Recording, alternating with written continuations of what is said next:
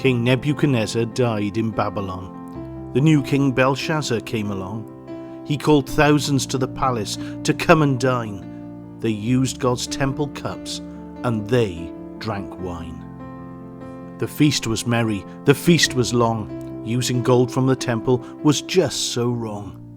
Belshazzar felt he could do as he wanted. He worshipped false gods and felt undaunted. Suddenly it all changed. His face did fall. There was a giant hand writing on the wall.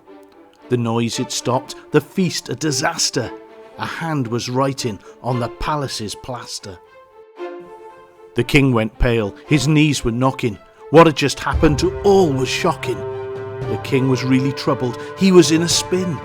The words read, Mene, Mene, Tekel, Upharsin. Belshazzar called his astrologers and men who were wise. Tell me the meaning of the writing that's before our eyes. No one could work it out, despite all their wisdom. The king said whoever can will be third in the kingdom. The queen heard the commotion. She knew what to do. Send for Daniel, who worships the God who is true. The king, who by this time was all in a lather, remembered it was Daniel that helped his father. Daniel was offered gold, gifts, and a cloak. He refused them all, but softly he spoke. The God that holds your very next breath, he gives life, and he knows death.